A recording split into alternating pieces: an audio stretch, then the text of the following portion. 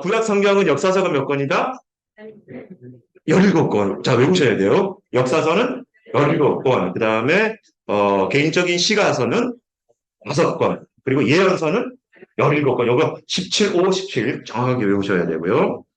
자, 그 다음에 40명의 저자가 있고 10가지 기록수단 1600년의 기록기간인데 그러니까 모세가 시내산에서 40일 동안 올라가가지고 안 내려왔잖아요. 그때 아마 창세기나 이런 얘기들을 하나님께서 듣고, 하나님께 듣고 창세기라든가 이런 얘기를 시작했다고 해서 그때부터 해가지고 요한계시록의 사도 요한이 맨 마지막 요한계시록을 썼을 때 요 기간을 1600년으로 보는 거예요. 그러니까 사도 요한이 밤모섬에서 유배당하면서 마지막 썼던 성경이 요한계시록이잖아요. 그러니까 모세가 창세기를 썼을 때부터 요한계시록까지 기간을 1600년으로 기록 기간을 보게 됩니다. 그걸 참고하시면 좋겠고요. 요거 넘어가고. 자, 요거 다시 한번 눈 감고, 저기 녹색 동그란 것만 큰 거 시작. 창출, 민수, 사삼, 왕, 대라, 느. 자, 눈 감고 대답하시면 좋아요. 창세기 위에 걸쳐져 있는 책은 욥기, 출애굽기 밑에 걸쳐져 있는 책은 그리고 민수기 밑에 걸쳐져 있는 책은 신명기, 사사기 밑에 걸쳐져 있는 책은 룻기, 사무엘 상하에 걸쳐져 있는 책은 시편, 열왕기 상하에 걸쳐져 있는 책은 잠언, 전도서, 아가서. 그렇게 꼭 기억하셔야 됩니다. 자, 그 다음에 여기서 장소 지명, 제가 계속 중요하게 여기는 게 장소예요. 출애굽기, 레위기 장소는, 주된 장소는 시내산. 시내산이죠. 계룡산이라고 얘기하시면 안 되고요. 시내산에서 모세가 율법, 십계명, 성막 만드는 법을 전수받은 장소가 시내산이잖아요. 그 다음에 민수기 맨 끝하고 신명기 장소는 어딜까요? 모압 평지. 그죠? 가나안 땅이 바라보이는 모압 평지 느보가산에서 이제 그 중심 장소가 되고 자 그렇게 좀 기억하셔야 됩니다. 그 다음에 이제 여호수아부터는 가나안 땅이 되는 거죠. 그러니까 여러분 우리가 이제 지명이 사실 낯설기 때문에 그러는데 그냥 쉽게 생각하면 서울에 가면 뭐가 있습니까? 한강이 있잖아요. 한강 위를 뭐라 그래요? 항북, 밑에를 강남이라 그러잖아요. 이건 남북으로 이제 펼쳐져 있기 때문에 그런데, 이 가나안 땅은 요단강을 기준으로 동과 서로 나누는 거예요. 그러니까 지금 우리가 얘기하고 있는 모압 평지는 요단강을 기준으로 오른쪽, 동쪽이 되는 거고, 우리가 흔히 가나안 땅 얘기하는 것은 요단강 기준으로 서쪽 되는 거예요. 그러니까 그거를 머릿속에 그리셔야 되고, 넘어가는 거는 요단강 동쪽 모압 평지에서 요단강을 건너서 이 가나안 땅, 요단 서쪽으로 넘어오게 되는 이 루트를 머릿속에 그리셔야 됩니다. 지난번에 말씀드렸듯이 동거서조의 지형이라는 거예요. 동쪽은 고산지대에서 저쪽 서쪽 땅이 내려다 보이는 거고, 서쪽은 처음에 약간의 이제 그 산지 지형을 걸치고 나면 서쪽으로 계속해서 평야지대, 해안가로 뻗어지는 평야지대, 그거를 이제 셰폴레라 그러는데 그런 것들 기억하시면 좋을 것 같고요. 그다음에 지난번에 얘기했던 것처럼 이제 신약하면서 우리가 또 나중에 배우겠지만 백두산보다 더 높은 헬몬산이 저쪽 북쪽에서 만년설이 있는 산이죠. 거기서 찬 기운이 계속해서 갈릴리 호수 쪽으로 내려오게 되면서 이런 돌풍이 일어나게 되는 그런 배경들 말씀을 드렸고, 그 다음에 예루살렘이나 헤브론이나 이런 베들레헴 도시가 어느 지역에 있었다? 고산지, 산지에 있었다는 거죠. 그래서 땅값이 어디가 비싸요? 그랬어요. 역시 여러분, 땅값 하니까 여러분 눈이 번쩍 뜨이시네요. 그죠? 그 다음에 이제 요거 보겠습니다. 지난번에 이제 요단강 동쪽에서 요단강을 건너서 요단 서쪽으로 하게 될 때 이 요단 서쪽에 가나안 정복 전쟁을 하기 위한 베이스 캠프가 어디라고 했습니까? 길갈이에요. 거기서 이제 할례도 회항하기도 했지만 전쟁을 준비하기 위해서 베이스 캠프로 삼았던 것이 길갈이고 그리고 이제 두 번의 커다란 전투가 있다고 그랬어요. 그죠? 가나안 땅을 정복할 때 남쪽 전투는 기본 전투 스토리 설명드렸죠. 그리고 해와 달이 멈췄던 전투가 바로 이 기본 전투예요. 그리고 저쪽 북쪽 지역의 연합군들은 무찌르었던 전투는 메론 물가 전투. 그래서 요거를 머릿속에 그리시면 됩니다. 그럼에도 불구하고 잔재 세력들이 계속 남아있어요. 자, 그런데 여기서 중요한 겁니다. 분명히 하나님께서는 가나안 땅을 정복할 때 모든 가나안 땅의 아이들까지 다 멸절을 시키라고 했는데 이 두 번의 큰 전투를 이겼음에도 잔재 세력들을 처리하지 못해요. 그래서 결국에는 이 가나안 땅에 남아 있었던 원 주민들이 나중에 이스라엘 백성들과 같이 동화되는 이제 그 요인이 되기도 하고, 격을 끊지 못하면서 이제 오늘 사사기의 시대의 배경이 되는 그런 영적인 타락의 모습들이 거기서 시작이 되는 것을 이제 볼 수가 있는 거죠. 어, 지난번에 말씀드렸듯이 레위인이 땅을 분배받지 못한 이유는 하나님이 원하셨던 신정 정치를 하기 원했는데 왕이 없더라도 지방자치제로 레위인들을 통해서 가르쳤던 말씀이 서로 돌보고 섬기고 그리고 레위기에 나와 있는 보건 질서, 경제 질서, 또 사회 질서 이런 문화 질서가 그 율법을 통해서 지방자치제로 잘 이끌어가기를 원했던 이 신정 정치를 원했지만 결국에는 이 레위인들이 그 역할을 하지 못하는 게 오늘 사사기의 이제 배경이란 말이에요. 여러분 그림을 보다 보면 이게 중요합니다. 이게 이제 다른 거 제가 다음 주 숙제 안 낼 거예요. 요 그림을, 요 지도 다음 주에 제가 시험을 보겠는데요. 요 지도를 주고 빈칸을 넣을 거예요. 그 12족속의 땅의 어딘지를 여러분들이 거기다 채우는 거예요. 그림을 보다 보면 중간에 여러분 요단강 보이시죠? 저쪽 단으로 해가지고 빈네레 도서 해가지고 사이까지 쭉 그 줄기가 요단강 줄기예요. 근데 요단강 줄기를 기준으로 오른쪽을 보다 보면 루벤, 갓, 므낫세 절반 지파. 그리고 므낫세는 왼쪽에 또 있죠. 그러니까 므낫세는 반으로 잘라가지고 동쪽에도 땅을 분배받고 서쪽에도 땅을 분배받았는데 요거를 외우셔가지고 다음 주에는 요 빈칸 채우기를 좀 하도록 하겠습니다. 뭐 못한다고 해가지고 저기 여러분 뭐 처벌하고 그런 건 아니에요. 네? 자, 그렇게 하시고 자, 그다음에 이제 자, 사사기와 같은 시대 성경 목록 여러분 그 요 화면을 보다 보면 요수아, 사사기, 룻기, 사무엘 상까지를 보통 우리가 뭐라 그러냐면 혼돈의 시대라고 해요. 요수아 때의 주된 내용이 뭡니까? 가나안을 정복을 하고 여호수아 24장 맨 마지막에 보다 보면 여호수아가 이스라엘 사람들 백성들에게 유언을 해요. 유언 중에 대표적인 내용 기억나죠? 내 집은 여호와를 선택하겠지만 너희들이 원하는 대로 니들의 신을 골라라. 해가지고 그런 마지막 유언을 남기고 여호수아가 죽어요. 그 다음 책이 뭡니까? 사사기예요. 근데 사사기 보다 보면 여호수아와 함께 했었던 일들을 전혀 모르는 세대가 태어나게 되어지면서 바알을 섬기는 문화가 이제 일어나게 되는 것을 사사기에 볼 수가 있단 말이에요. 그리고 그 사사기의 주제가 왕이 없으므로 각자의 소견에 옳은 대로 행했다. 이건 이제 고급스러운 성경적인 표현이지만 현대적으로 얘기하면 지들 배 꼴린 대로 했다는 거예요. 배 꼴린 대로. 그러니까 하나님이 주인이 되고 하나님이 왕이 되는 그 가나안 땅. 아까 우리 집사님하고 그런 얘기했는데 되게 중요한 성경의 하나의 그 신학이 있습니다. 여러분 에덴 동산에 보다 보면 선악과 나무 말고 무슨 나무가 있었죠? 생명나무. 그리고 에덴 동산에서 몇 개의 강이 흐릅니까? 네 개의 강이 흘러요. 그리고 그 네 개의 강이 흘러가는 지역을 보다 보면 저쪽으로 동쪽으로 가게 되면 메소포타미아 문명이 발생하게 되고 저쪽 서남쪽으로 가게 되면은 애굽 문명이 막 발생을 하게 되고 에덴 동산을 중심으로 생명나무가 있고 네 개의 강이 흘러갔다. 이것은 그리고 그 에덴 동산을 아담으로 하여금 다스리겠다라는 거예요. 그리고 제사장처럼 역할을 하게 되면서 이 거룩한 하나님의 임재와 하나님의 다스림이 있고 그 다스림과 임재 속에 보호받으면서 하나님 풍성한 은혜 속에 살아가야 될 아담과 하와가 결국에 이게 확장이 되는 게 뭡니까? 하나님의 나라란 말이에요.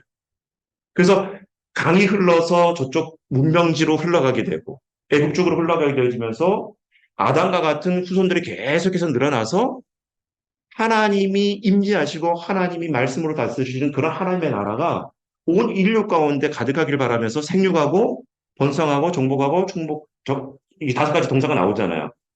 그런 것처럼 결국 뭐예요? 생육하고 번성하라는 것은 아담 너처럼 하나님의 임재 속에 풍성한 은혜로 살아가는 그런 인류가 이 땅 가운데 가득하기를 원하면서 그 생수의 강이 전 세계로 뻗어나가는 거예요.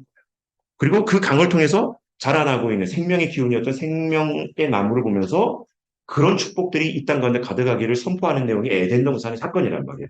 근데 잘 알다시피 아담이 그 에덴 동산을 지키고 다스리는 사명을 창세기 2장 15절에 받았는데 3장에 넘어가게 되면 이 지킨 사이에 구멍이 생겨서 에덴 동산에 뭐가 슬그머니 들어왔어요?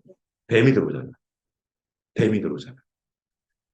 여러분, 제가 지난번에 창세기 2장 15절을 보다 보면 하나님께서 이 아담으로 하여금 이 에덴 동산을 경작하고 지키라는 명령을 주셨는데, 경작이라는 것은 왕처럼 다스리라는 얘기고, 지키라는 것은 나중에 성전 문화를 보다 보면 제사장이나 레위인들이 이 성전을 경비 쓰는 단어가 바로 이 지키라는 단어예요.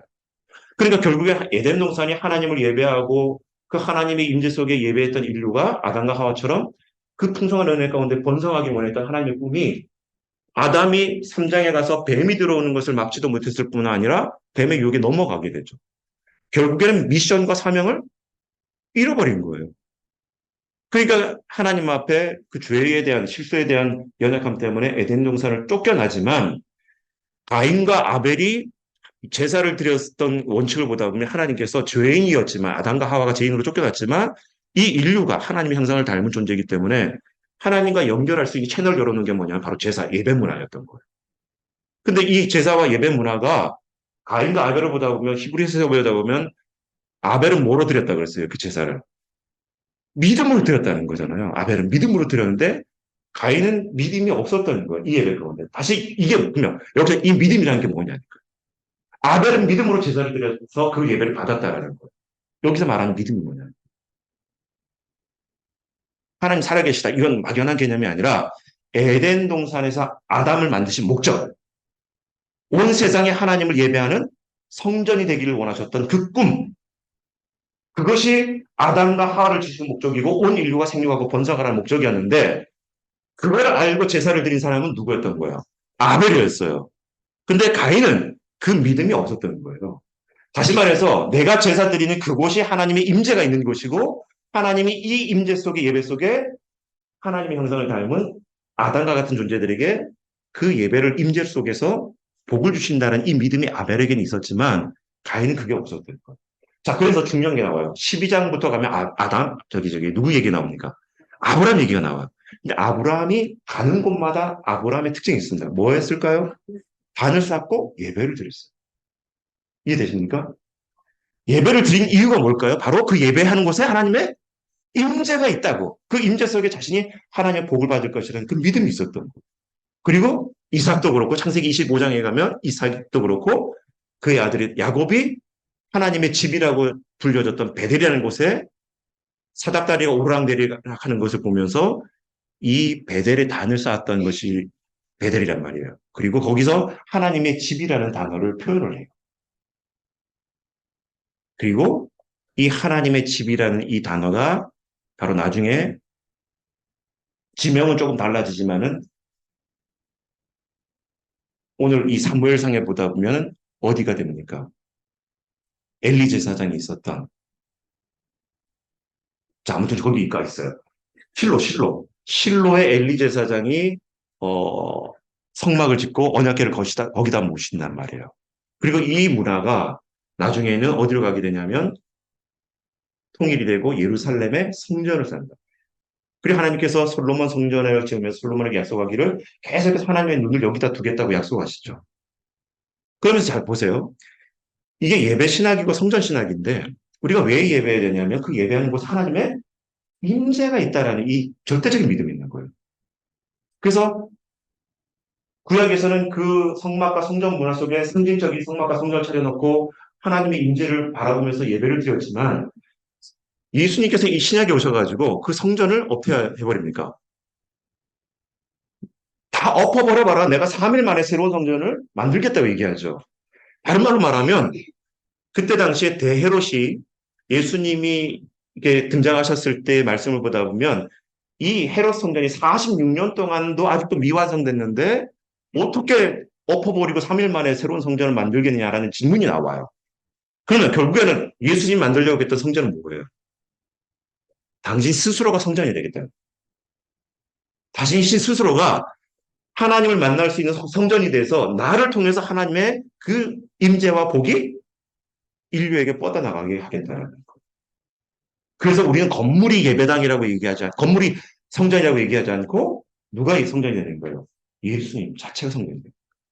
온 세상에 예수 그리스도를 모시는 사람들이 그 예수 그리스도를 경배하는 그 삶 자체가 하나님의 임재가 되고 하나님의 복이 그 가운데 흘러간다는 얘기를 하는데, 자, 다시 오늘 내용으로 돌아가서 사사기에 보다 보면 이런 믿음이 이제 무너지는 거예요. 하나님을 예배하기 위해 그 가나안 땅에 하나님의 성전의 그 지역이 되기 원했던 꿈이 무너지면서 믿음이 이어지지 않으니까 누굴 섬기게 되는 거예요. 토착신이었던 바알을 섬기는 이제 일들이 벌어지게 되죠. 그 다음에 그러면서 보세요. 사사기에 보다 보면 삼손의 얘기가 마지막 사사로 끝나요. 사사기 16장 부분에서. 근데 사무엘상 넘어가면 엘리 제사장 얘기가 갑자기 뿅 나오고 사무엘 얘기가 나와요. 중간 정도 뛰었겠죠. 근데 우리가 보통 이 사사기 시대를 무려 400년 정도 계산하거든요. 400년 정도. 그럼 400년 정도 동안 어, 그 여러 12명의 그 사사들이 사사기에 등장하고 사무엘상 가서 등장하는 사무엘까지도 이제 사사로 우리가 보게 되는데 이 중간에 무슨 책이 끼어 있냐면 룻기라는 책이 끼어 있어요, 여러분. 룻기가. 자, 그래서 아까 얘기했지만 여호수아부터 사무엘상까지는 무슨 시대다? 혼돈의 시대란 말이에요. 계속해서 바알과 아세라를 우상을 섬기는 문화 속에 영적으로 막 다운됐다가 하나님 앞에 채찍을 맞고 용서받고 다시 사사가 나타나서 구원해주고 또 시간이 가서 다시 또 그 우상 문화 때문에 내리막치고 이게 계속 사이클로 반복이 된단 말이에요. 자, 그런데 그런 영적인 어두운 시대 때에 이스라엘을 이끌어가는 왕이 나타날 때까지 계속해서 사사가 이렇게 구원의 역할을 하게 되는데 중요한 것은 성경이 하나의 어떤 일관된 맥을 통해서 흘러갈 때에 창세기에 저기 나왔던 주제가 뭐냐면 누가 왕이냐의 문제였잖아요. 누가 진정 왕이었느냐. 하나님이란 말이에요. 근데 시간이 흘러가면서 이스라엘 백성들이 왕을 요구하게 되는데 이 왕을 세울 때에 하나님께서 마지못해 허락하시는 게 이제 사무엘 상의 내용이죠. 근데 하나님이 원하셨던 그 왕이 다윗이 이제 임명이 되는데 이 다윗이 갑자기 난데없이 여러분이 만약에 소설을 쓴다 그러면 어떤 주인공을 만들어내야 되는데 갑자기 뿅 하고 태어나면 여러분 내용의 연계성이 있을까요 없을까요? 없죠. 전혀 없단 말이에요. 도대체 뭐 그런 걸 뭐라 그래요? 우리 막장 드라마라 그러고 되게 재미없는 거잖아요. 근데 사무엘상의 이 하나님이 기뻐하셨던 아담과 같은 존재, 아브라함과 같은 존재, 모세와 같은 존재, 믿음의 사람이고 이스라엘을 영도자가 되어져서 잘 이끌어가야 될 지도자를 세우는 사람이 다윗이 돼야 되는데 이 다윗이 어떻게 이 혼돈의 시대 때에 일어나게 되고 태어나게 되고 나오게 됐는지를 설명한 책이 뭐예요? 그게 루키라는 거예요. 이해되십니까? 루키가 그래서 사사시대 이런 혼돈의 시대 때에 걸쳐져 있는 책임을 여러분 아셔야 되는 거예요. 그 주인공이 바로 나오미와 보아스의 만남을 통해서. 그리고 여러분 나오미와 보아스가 중요한데 나오미는 그럼 저기 보아스를 보세요. 나중에 여러분 복음서를 보다 보면 재밌는 사실이 이 보아스가 누구의 아들로 등장합니다. 우리 집안은 상관없다 이렇게 하지 마시고 보아스가 마태복음의 예수님 족보를 보다 보면 라합의 아들로 등장해요. 기생 라합. 뭐 처음 듣는 것처럼 여러분 하시는데 저하고 성격이 똑같아요. 그게 직접적인 아들이었는지 아니면 어떤 그 손주였는지 그거는 정확히 우리가 신학적으로 좀 고민이 있지만은 그 라합과 그 라합의 남편의 그 이름 속에서 보아스의 이름이 등장을 해요. 이방인의 그 기생 창녀라고 여겨졌던 라합을 통해서 보아스가 등장하게 되고 그리고 이 다윗 할아버지가 누굽니까? 할아버지. 네. 오벳이라는 할아버지가 있는데 이 오벳이 누구와 누구 사이에 태어나게 되는 거예요? 보아스와 룻이라는 이 이방 여자, 모압 여자였던 룻이라는 그 여자와 만남을 통해서 다윗 할아버지였던 오벳이 태어나고 오벳 아들 다음에 오벳의 아들이었던 이새가 태어나고 이새의 아들이었던 일곱 번째 아들이었던 여덟 번째 아들이었던 간에 그 아들 다윗이 바로 이 만남을 통해 태어난 거예요. 그러니까 룻이 자 보세요. 여러분 룻기는 유대인의 성경을 보다 보면 어느 책에 뒤에 있냐면 잠언 뒤에 있습니다. 룻기라는 책은 유대인의 성경에는 잠언 뒤에 가 있어요. 근데 여러분 잠언의 맨 마지막 책 내용이 뭘까요? 맨 마지막 장의 내용이 잠언서에 네? 지혜로운 여인. 지혜로운 여인에 대한 내용이 잠언서 맨 마지막 장에 등장해요. 근데 유대인은 이 지혜로운 여인의 내용을 듣고 나서 그 다음 읽는 책이 뭐래요? 룻기라는 책을 읽는 거예요. 룻기가 얼마나 지혜롭고 하나님의 영에 감동되어 있는 여인인지를 이 유대인들은 장막절이 되면 일주일 동안 바깥에 자기들 집 마당이든 아니면 어디 그 허벌판에 나가가지고 일주일 동안 텐트를 쳐놓고 장막절을 지키거든요. 그 이스라엘 광야 생활을 기념하기 위해 만나와 메추라기를 먹이셨던 하나님을 기념하고 그것을 기억하기 위해서 장막절을 일주일 동안 지키는데 이때 여인들이 읽는 책이 뭐라는 거예요? 룻기라는 거예요. 왜? 자신의 친정 모국이었던 모압까지 걸어가면서 시어머니의 하나님이 나의 하나님이고 어머니의 백성이 나의 백성이 되겠다고 전혀 가보지 않았던 그 베들레헴으로 돌아갔던 이 모압의 여인이었던 룻이 진정한 여인으로서 갖춰져야 될 믿음의 지혜가 바로 이 룻을 통해서 나오게 된다는 것을 그들이 인정하는 거예요. 자, 그렇게 지혜로운 여인이었던 룻 통해서 바로 다윗의 증조모가 되는 거죠. 그러니까 룻이. 자, 이런 히스토리 속에 하나님께서 결국 뭐 하시는 거예요?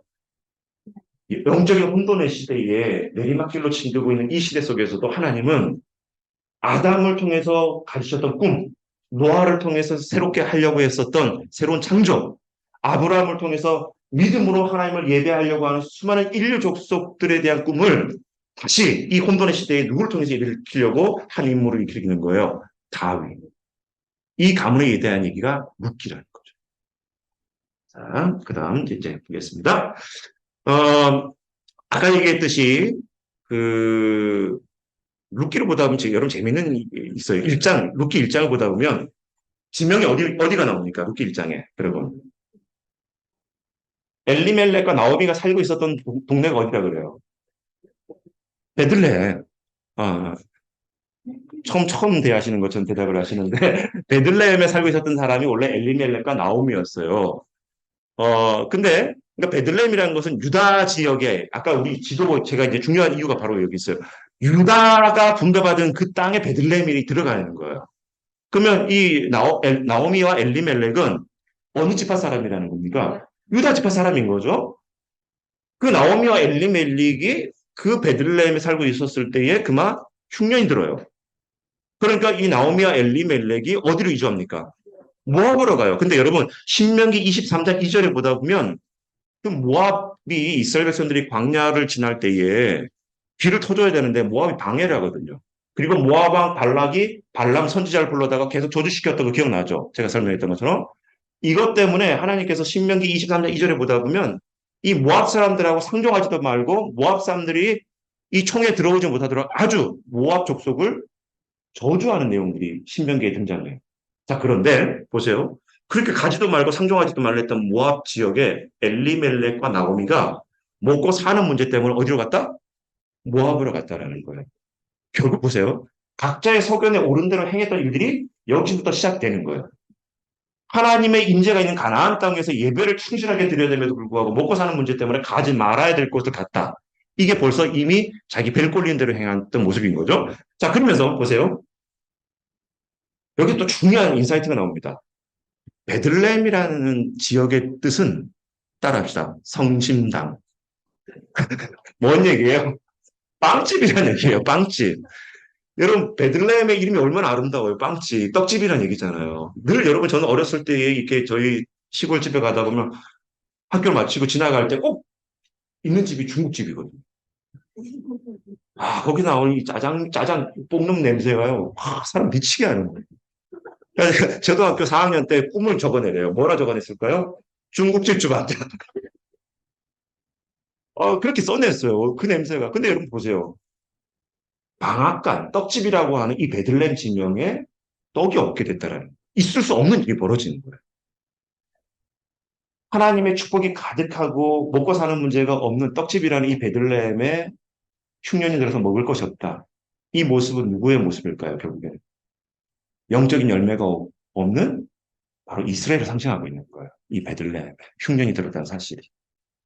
그래서 결국에는 가지 말아야 될 모압으로 가게 되죠. 그곳에서 이제 두 아들이 그 룻과 또 첫 번째 며느리가 누구였죠? 오르발. 오르발 만나서 이제 결혼하게 되는데 여러 재밌는 거를 제가 지난번에 권사회 원래 때 설교 때도 잠깐 말씀드렸는데 성경에는 이런 것들이 흔적이 안 나오지만 최근에 한 20여 년 전에 예루살렘 대학의 그 도서관의 어느 부분을 정통 랍비들만 들어가는 영역이 있대요. 거기서 한 20여 년 전에 발견된 책이 있는데 고서인데 유대인들이 정통 랍비들이 이 오르바와 룻을 어떻게 해석했느냐 봤더니 오르바가 나중에 그 나오미의 권유로 친정으로 돌아가라 그러잖아요.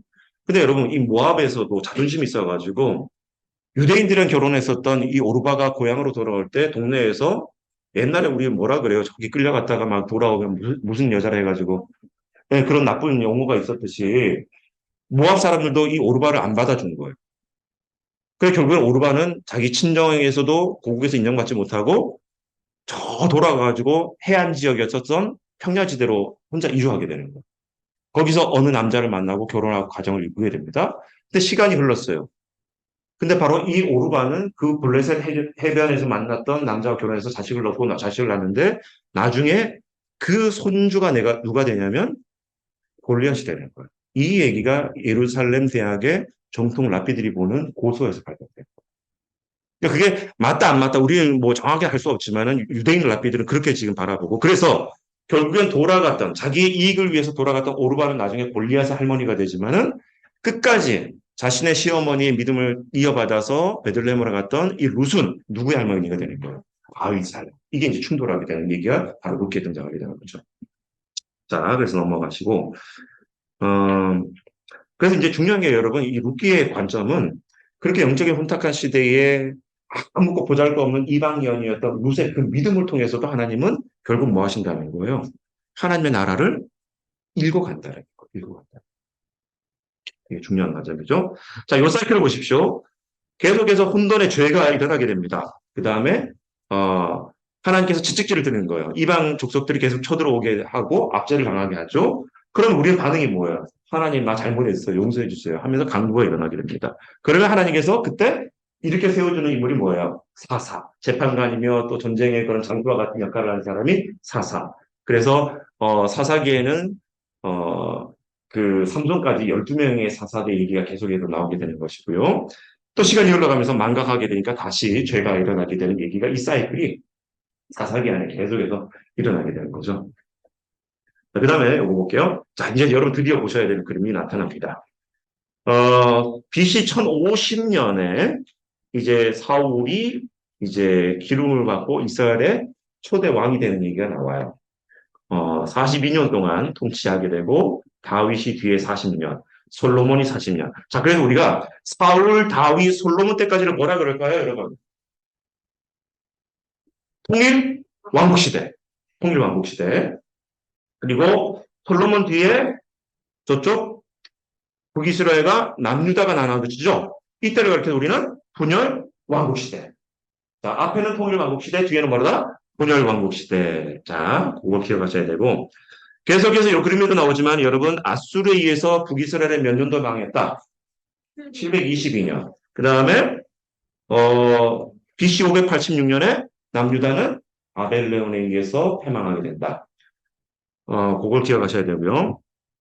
자, 이 그림도 보겠습니다. 자, 우리 성경을 보다 보면 이제 요거 하기 전에 이제 재밌는 얘기를 우리가 또 하고 이제 아이스크림을 먹어야 드려야 되는데 계산 정책이겠네. 자, 우리가 조금 지난번에 사기를 이제 안 했어요. 자, 사사기 이제 펴볼까요, 여러분?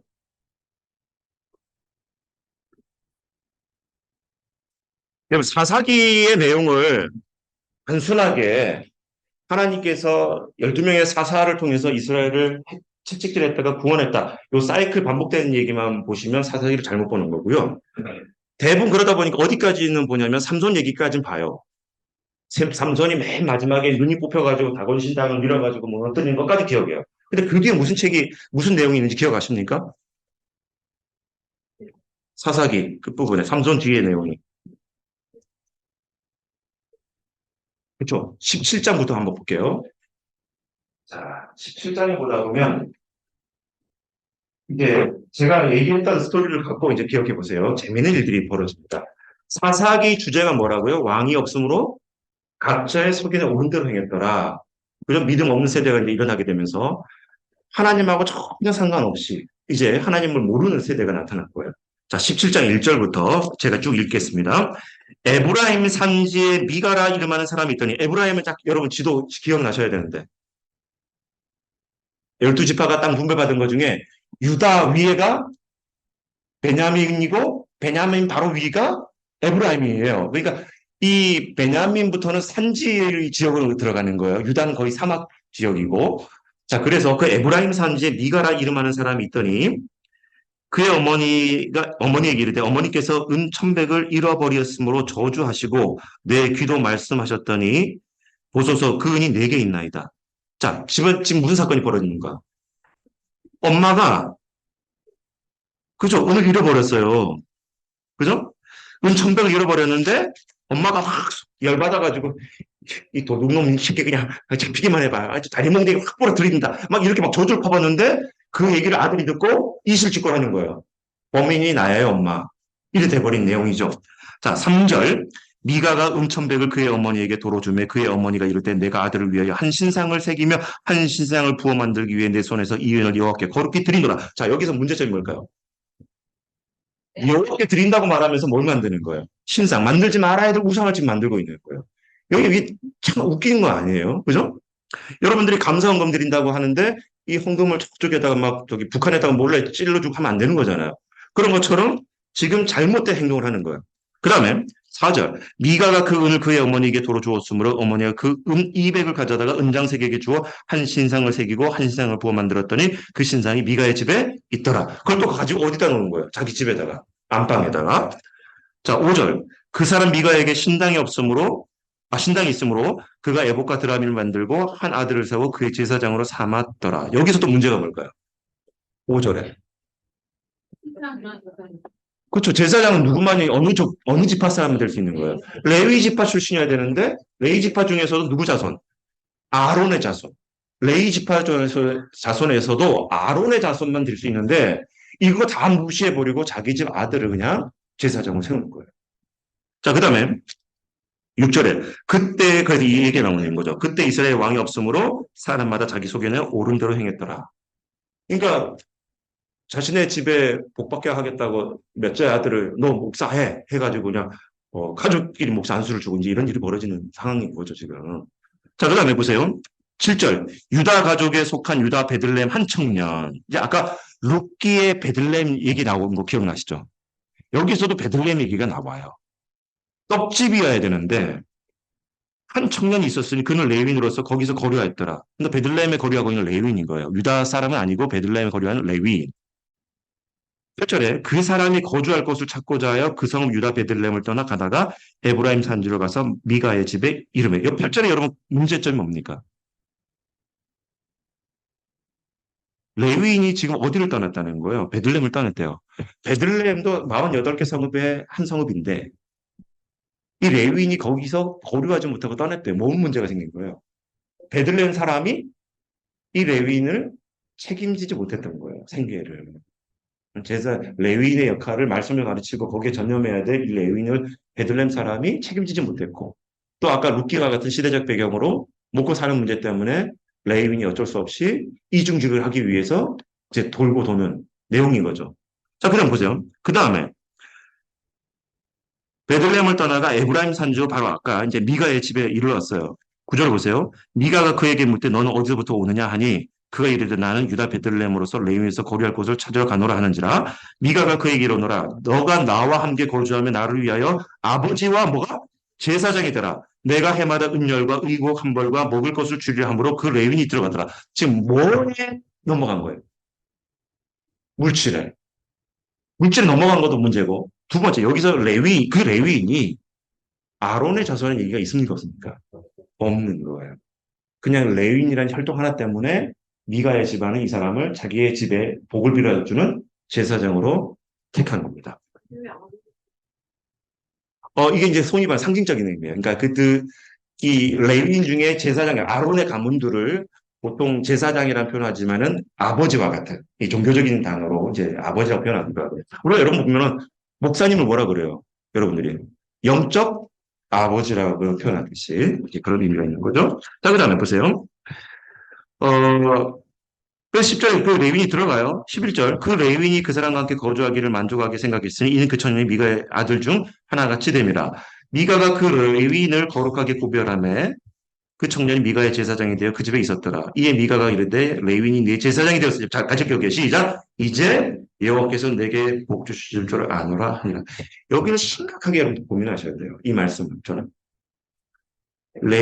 레위인을 제사장으로 세우고 이 제사장을 자기 집안의 제사장으로 택했어요. 그랬더니 이 미가의 집의 고백이 뭐예요? 여호와께서 내게 복 주실 줄을 아노라. 뭐가 잘못된 겁니까? 본인은 믿음이 없는 거예요. 근데 제사장이라는 꼴 좋은 사람을 자기 집안에 들여놓는 순간 자기가 복 받을 거라고 착각하는 거죠. 이걸 다른 말로 말하면 우리 안에 보이지 않는 이제 또 다른 기복주의와 같은 문화가 여기서 생기는 거예요. 제가 언제 한번 이 얘기를 했던 것 같아요. 수요 저녁 기도회 때 설교 때. 설교 잘 하시는 목사님이 내 교회 목사님이라고 해서 여러분 신앙 좋을 거라고 착각하지 마라. 내 옆에 믿음 좋은 사람이 있다고 해서 내 믿음도 덩달아 좋아질 거라고 착각하지 마라. 그 믿음은 누구의 믿음을 보는 거예요? 우리 스스로의 믿음을 보는 거거든요. 가끔 그래요. 남편분들한테 제발 교회 가서 예수 좀 믿어보자고. 아, 걱정 마. 내가 당신 천국 갈 때 치맛자락 붙들고 내가 이런 얘기 하시는 모든 남자들이 있죠. 각 집안에 있는 거래. 그러니까 그런 얘기 안 통하는 거죠. 사실 성경적으로는. 근데 이제 미가의 집안이 이런 상황이었고, 자, 18장 중요하게 나옵니다.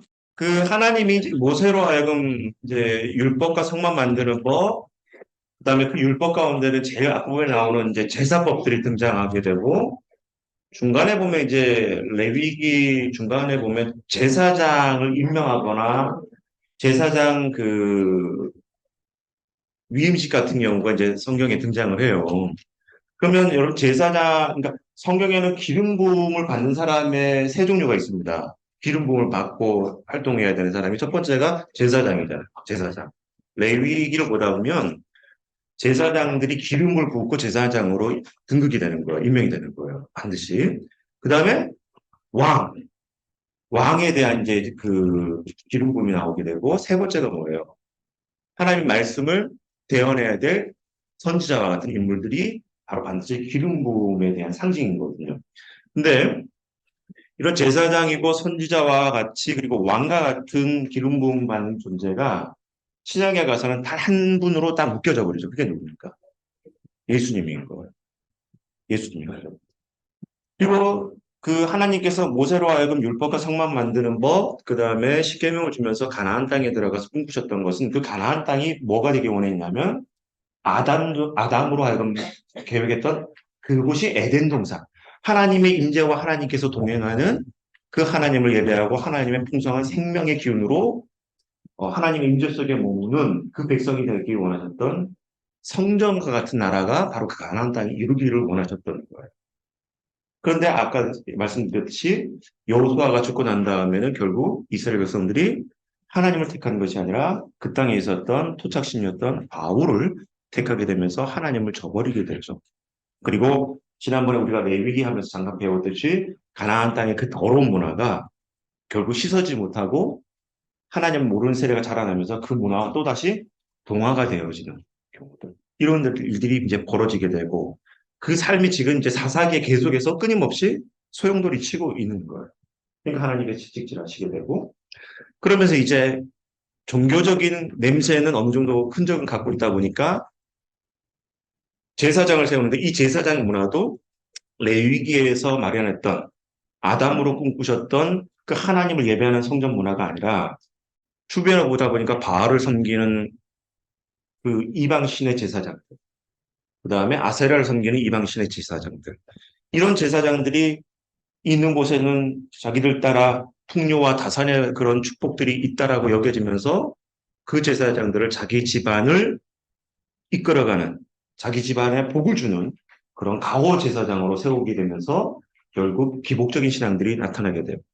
여러 가지 이제 그릇된 문화가 나타나는 것이 바로 이 사사기 내용인데, 18장에 보다 보면, 아까 이제 우리 권사님이 물어보셨어요. 왜 단은 저쪽에도 이 땅을 분배받았는데 저쪽 위쪽에도 분배받았느냐? 이제 이 얘기가 여기 18장에 등장하거든요.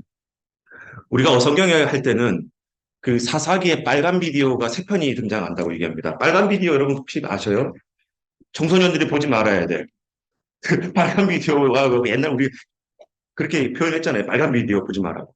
그런 것처럼 성경에서도 그런 영적으로 빨간 비디오가 세 편이 등장하게 되는데 바로 이 사사기에 등장을 해요. 첫 번째가 바로 이 미가의 제사장 집안의 이 비디오인 거예요. 그러니까 얘기했듯이 자기 집안에 복을 빌어다 주는 제사장으로 지나가는 레위인을 세우게 되고, 그리고 이제 그 빨간 비디오 이 미가의 제사장 1부가 그렇게 되고 2부가 18장에 등장하는데 18장 11절 볼게요. 1절에서 10절까지 내용을 보다 보면 무슨 얘기냐면 단지파가 처음 여호수아 때 분배받은 땅이 별로 먹기 살기에 별로 안 좋아요. 안 좋으니까 이 단지파 중에 몇 사람이 그 나머지 땅을 이제 탐방을 했는데 탐방하러 가던 도중에 이 에브라임 산지의 미가의 집을 잠깐 방문했는데 보니까 얘네 집안에는 제사장도 있나 하면서 이걸 이제 캐치하고 돌아간 거예요. 그리고 돌아가서 이제 보고하기를 저쪽 북쪽 끝에 가다 보면 좀 괜찮은 땅이 비어 있다. 우리 거기로 이주하자 해가지고 단지파가 아까 그림을 보면 저쪽 밑에 쪽에 있던 땅에서 저쪽 북쪽으로 올라가려고 이제 이주하는 거예요. 600명을 데리고 정복하려고. 일단 보세요. 11절부터 볼게요. 단지파의 가족 중 600명이 무기를 지니고 소라와 에스다올에서 출발하여 올라가서 유다에 있는 기럇 여아림에 진친이 그러므로 그곳 이름이 오늘까지 만에 다니며 그곳은 기럇 여아림 뒤에 있더라. 자, 무리가 거기서 떠나 어디로? 에브라임 산지 미가의 집에 이르니라. 지금 이동한 사람 600명은 어느 지파 사람이라고요? 단지파. 14절 전에 라이스 땅을 정탐하러 갔던 5사람. 그러니까 처음에 1차 답사는 5명 했던 거예요. 그 미가의 집에 방문해가지고 제사장이 있던 걸 본 사람들이 그 형제들에게 말하여 이르되 집에 에봇과 드라빔과 새긴 신상과 부어 만든 신상이 있는 줄 너희가 아느냐. 그런즉 이제 너희는 마땅히 행할 것을 생각하라 하고 5사람이 그쪽으로 향하여 그 청년 레위 사람의 집 미가의 집에서 이름에 그에게 문안하고 단자손 600명 무기를 지니고 어디 섰더라? 문 입구에. 에브라임 산지 미가의 집에 지금 그 마당을 둘러싼 병사들이 600명이 둘러싸고 있고 그 제사장인 집안으로 들어간 사람은 5명. 1차 답사 때 봤던 5명이 이제 그 방 안으로 들어간 거예요. 그 다음에 자 19절 볼게요. 그들에게 이르되 잠잠하라. 너의 손을 입에 대라. 우리와 함께 가서 우리와 우리 아버지와 제사장이 되라. 너가 한 사람의 집의 제사장이 되는 것과 이스라엘 한 지파 족속의 제사장이 되는 것 중에 어느 것이 낫겠느냐 한자. 그 제사장이 마음에 뭐했다? 기뻐하여 에봇과 드라빔과 새긴 울상을 받아가지고 그 백성들 가운데로 들어가니라. 자, 이 내용 이해되십니까? 지금 미가의 집안에 이제 가오 제사장이었는데 지금 스카우트제의가 들어왔어요. 야, 큰 도시로 가자. 단이라는 지파에 수만 명이 있는 지파 제사장이 되는 게 더 낫지 않니? 연봉도 더 세고, 사택도 더 의리의리하고 줄 테니까 가자 해가지고 이 미가의 집에 있었던 그 제사장을 단지파 사람들이 빼내가는 장면인 거예요. 그랬더니 보세요. 방금 읽었지만은 그 10, 뭐 했다 그랬어요? 그 제사장이 20절에 그 제사장의 마음에 기뻐했다라는 거. 자, 그래서 이제 이런 문화가 이제 지금 그 미가의 집에 벌어지고 있는 거고요. 그러면서 보세요. 21절에 보다 보면 그들이 돌이켜서 어린아이들과 가축과 값진 물건들을 앞세우고 길을 떠나더니 이제 단지파가 이 집을 떠나는 거예요. 그들이 미가의 집을 멀리 떠난 후에 미가의 이웃집 사람들이 모여서 단자손을 따라붙어서 단자손을 불러요. 그들이 얼굴을 돌려 미가에게 이르되 미가도 쫓아온 거죠. 너가 무슨 일로 이같이 모아가지고 왔느냐? 그러니까 에브라임 산지의 동네 사람들을 끌고 온 거죠, 미가가. 미가가 이르되 내가 만든 신들과 제사장을 빼앗아 갔으니 이제 내게 오히려 남은 것이 뭐냐? 너희가 어찌하여 나한테 이런 일을 하느냐라고 묻는 거예요. 25절 단자손이 그에게 이르되 자, 같이 읽을게요. 시작.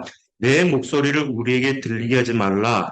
노한 자들이 너희를 쳐서 내 생명과 내 가족의 생명을 잃게 할까 하노라 하고 단자손이 자기 길을 간지라. 미가가 단자손이 자기보다 강한 것을 보고 돌이켜 집으로 돌아가더라. 자, 이 장면 지금 해석됩니까? 지금 단지파 사람들이 이제 그 제사장을 데리고 또 그 집안에 있었던 신상들을 다 데리고 이제 끌고 가는데 갖고 나가는데 미가가 혼자 가기 겁나니까 동네 사람들을 끌고 쫓아가는 거예요. 그러면서 당신들 나한테 뭐 왜 이렇게 해코지 하냐고 물어보니까 단지파 사람들이 뭐라 그러냐면 네 목소리가 다시 내게 들리지 말게 하라. 이게 뭔 얘기예요? 입담으로 한 번만 네 목소리 들으면 가만 안 놔도 이렇게 협박할 거예요. 이게 여러분 이스라엘의 형제 지파들 사이에 벌어진 일이라는 거예요. 형제 지파 사이. 이게 여러분 이게 아까 이제 각자의 왕이 없으므로 각자의 소견에 오른 대로 행했다라는 이제 이런 보편적인 사건들이 벌어지면서 이스라엘을 향해 꿈꿨던 하나님의 이 신정 정치, 하나님을 사랑하고 이웃을 사랑하는 이 하나님의 나라의 모습이 완전히 무너지는 거예요. 이게 남 얘기가 아니죠, 사실은. 우리 얘기지 않습니까? 내가 복을 받기. 제가 지난번에 그 농담 삼아 얘기했지만 자기가 사업 때문에 너무 힘들다니까 맨날 기도하고 왔는데 저쪽에서 막 30만 원만 누가 달라고 하나님께 기도하니까 자기가 30만 원 주고 하나님 이제 내 기도만 들어달라고 하는 거랑 뭐가 달라요? 응? 이게 우리 모습이지 않나요? 자, 또 꺼낼게요. 우리 교회는 잘 돼요. 아까 얘기했던 것처럼 49명짜리 개척교회, 상가교회는 계속해서 문 닫고 있는데 문제가 뭐냐면 그 교회가 어려워지니까 이 교회인들 자꾸 우리 교회로 와요. 좋은 일이 나쁜 일이에요. 근데 우리가 거기에 자축한다니까요? 이게 아니라는 거죠. 이게 아니라. 그래서 우리 신앙관이 제가 이제 존경하는 목사님, 아버님 같은 목사님 늘 하는 얘기가 있어요. 사랑이라는 것은 남의 유익을 위해 행동할 줄 아는 삶이에요. 입으로만 하는 것이 사랑이 아니라 남의 유익을 위해 행동할 줄 아는 삶. 이게 진짜 사랑이란데 성경에서 그 본보기가 누구였어요? 예수님이셨잖아. 자기 목숨까지 던지면서 내가 너희를 사랑한 것 같이 너희도 서로 사랑하라. 이게 내 계명이고 이로써 너희가 내 제자인 줄 아버지께서 알리라. 이 고백이란 말이에요. 그러면 우리가 예수 그리스도를 만나고 구원받았다는 것은 자, 요즘 우리가 종교개혁이 이제 500년 기념이 된 지 얼마 안 됐어요. 자, 그런데 많은 사람들이 마틴 루터의 종교개혁에 대해서 회의를 하게 되는데 그게 뭐냐면 마틴 루터가 그렇게 하지 않았음에도 불구하고 마틴 루터가 외쳤던 주제가 있습니다. 그게 뭐예요? 믿음으로써 의에 이른다는 게 뭐예요? 이신칭의 논리. 이신칭의. 믿음으로 구원받고 믿음으로 이렇게 된다는 이 이신칭의 논리를 로마서에 등장하는 이 교리를 잘못 가르쳐가지고 믿으면 구원받고 구원받는 것은 천당에 간다고 가르치는 게 보이는 이 잘못된 교리. 믿음이라는 것은 언약적 관계라는 거예요. 뭔 얘기냐면 남편과 아내가 서로 결혼하고 서로 결혼 언약을 맺을 때 그 관계의 언약은 뭐예요? 서로 남편과 아내로서의 그 신뢰와 그리고 동행하겠다는 약속인 것이고 함께 검은 머리가 팥뿌리가 되도록 이 길을 같이 가겠다는 신뢰 언약의 관계라는 거예요.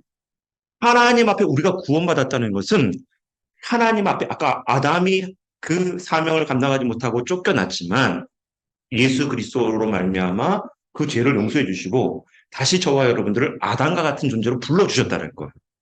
그러면 그 불러주셨다는 의미 뭐냐면 내가 아담이 창조되어졌던 그 삶을 살겠다라고 하나님 앞에 약속하고 그 삶을 삶으로 드리는 이 모습이 믿음이라는 거예요.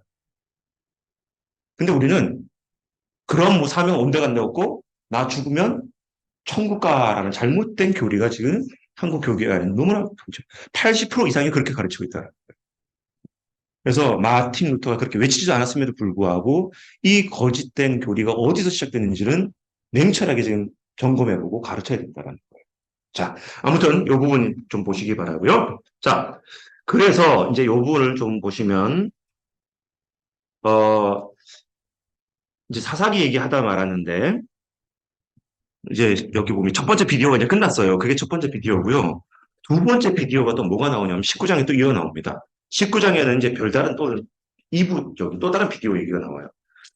19장 1절. 이스라엘의 왕이 없을 때에 이 에브라임 산지 구석에 거류하는 어떤 레위 사람이 자, 에브라임 산지 구석에 거류하는 레위 사람이라는 건 이제 이해가 되시죠?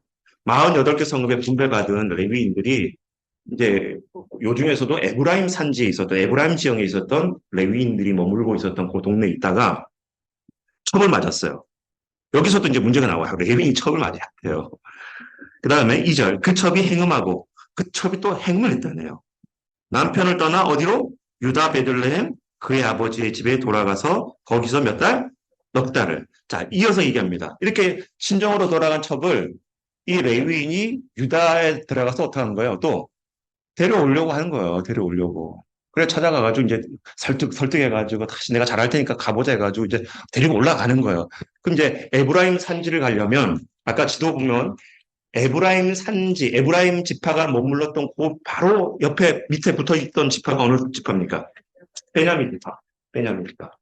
근데 말씀을 29장 보다 보면 얼마나 처절한 장면이 나오냐면 이 유다 레위인이 자기 첩하고 올라가다가 이제 에브라임으로 돌아가야 되니까 중간에 베냐민 땅을 간통해야 되는데 이제 날이 어두워졌는지 묵고 가야 되는 거예요. 이 지역에서.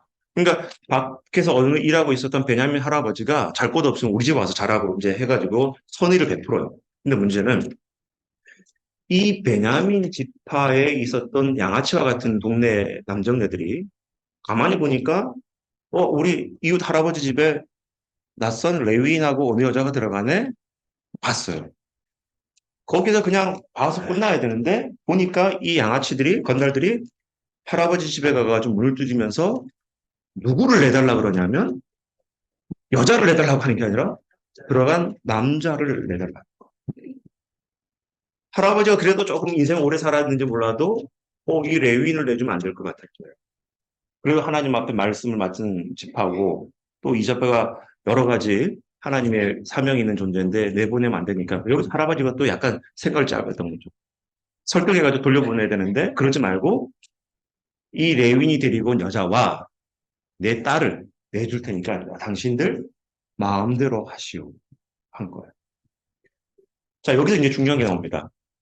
가나안 땅에 토착 문화가 있었잖아요. 우리 저기 사진 보던 것처럼. 거기 보면은 동성애 문화가 나왔죠. 가나안 땅에. 이 베냐민 남자 양아치들이 지금 자기가 처음 보는 그 지나가던 레위인을 보고서 그 남자를 내달라고 한 거예요. 뭐 하겠다는 거예요? 동성애를 하겠다는 거예요. 남자들이 남자를 데리고 동성애를 하겠다는 거예요. 근데 이 베냐민 지파의 모습은 단순한 사건으로 보면 안 되고 그 문화적인 뒤에 배경을 보다 보면 이미 베냐민 지파 많은 사람들이 그 더러운 타락된 문화에 동화되어져 있다는 거예요. 그러니까 할아버지 반응도 문제가 되는 거예요. 그러지 말고 적어도 레위는 안 되니까 내 딸하고 이 여자의 첩을 당신들 마음대로 하십시오. 이게 이 할아버지의 반응이 이렇게 나왔다는 것은 그 땅이 얼마나 살아가고 잘못되었는지 이해되시겠죠? 요즘 말로 말하면 어느 남자가 그렇게 대답을 할 수가 있겠어요? 자기가 맞아 죽더라도 대항하고 싸워야 되는데 이 베냐민 할아버지가 얘기했던 것, 베냐민 양아치들이 요구했던 것은 그만큼 이 문화가 엄청나게 타락돼 있다. 그래서 밤새도록 그 첩과 딸을 윤관을 하고 새벽에 이 여인들을 그 할아버지 문 앞에 버려놓고 돌아갔는데 문 열어보니까 자기 여자들이 죽어 있는 거예요. 또 더 비극적인 거. 이게 너무 분해서 이 레위 지파 사람이 자기의 첩신신을 데리고 가서 뭐 한 거예요? 열 지파에게 보내기 위해 토막을 내고 있는 거예요. 자, 여기서 또 문제가 나와요. 이게 얼마나 끔찍한 일이고 잘못된 걸까? 레위인이 사람의 피해를 손에 묻혔다는 게 여러분, 이게 율법적으로 허용이 안 되는 거예요. 재물을 드리기 위해서 어쩔 수 없이 피를 드리는 일은 할 수 있지만 제사장들이 사람의 시신의 피를 자기 손에 묻혔다는 것은 율법적으로 얘기하면 엄청난 부정함이고 그 피를 묻힌 채로 시신을 담아가지고 열지파에 보냈다는 것은 끔찍한 일이거든요. 성경에 보면 율법을 그 시신을 그날 두면 안 돼요. 반드시 그날 해지기 전에 처리를 해야 되는데 이 레위인 그게 너무 분노해가지고 시신을 그냥 보내버린 거예요. 아무 대책 없이. 이 정도로 지금 하나님의 말씀이 곤두박질 쳐 있고 각자의 속에는 옳은 대로 행했던 두 번째 비디오의 이야기가 여기 19장에 등장합니다. 그리고 이제 루키를 건졌던 사무엘 상을 보다 보면 엘리 제사장 얘기가 나오잖아요. 그죠? 그리고 엘리 제사장 얘기를 보다 보면 재밌는 얘기가 두 가지 나옵니다. 그 엘리 제사장의 모습을 보면 그 엘가나와 한나가 올라와서 매년마다 제사를 드리는데 한나가 너무 처절해가지고 눈물을 흘리며 기도하는데 엘리 제사장의 판단은 뭐였어요? 술 먹고 취해가지고 기도하고 있다 그러잖아요. 얼마나 기도하는 사람을 못 봤으면 흐느적거리며 울고 있는 사람을 술 취했다고 여기 야단치는 엘리 제사장의 모습. 그리고 사무엘상 3장에 보다 보면 잘 알고 있는 이 한나의 아들이었던 사무엘이 등장을 해요. 자, 요게 얘기 전에 엘리 제사장의 그런 우둔한 모습 플러스 한나에게 아들이 없었대요. 근데 한나가 하나님 앞에 작정하고 기도했더니 아들이 생겼어요. 그리고 그 아들을 하나님께 드리겠다라고 한나는 소원합니다. 영적으로 어두운 시대라고 하지만 한 사람이 자신의 그 태동하지 못, 아이를 갖지 못하는 그 태의 문이 열리지 않아서 괴로워하고 있었던 이 한나의 마음은 결국 누구의 마음을 보여주냐면 하나님의 마음을 보여주는 거예요. 하나님의 그 처절함이 한나에게 투영이 되어져서 비춰주고 있는 거예요. 그럼에도 불구하고 한나의 태를 열어서 사무엘이라는 아들을 태어나게 하는데 사무엘이 사무엘상 3장에 보다 보면 밤에 성소에서 불을 꺼지지 않도록 지킨 역할을 하다가 하나님의 음성을 들어요. 사무엘아, 사무엘아. 세 번이나 듣고 네 번째 가서야 엘리 제사장이 이건 하나님 너를 부르는 신호구나 하면서 이제 반응을 하게 되는데 엘리 제사장이 그렇게 나이가 먹도록 한 번도 하나님의 음성을 들어본 적이 없다라고 성경에 기록되어 있어요.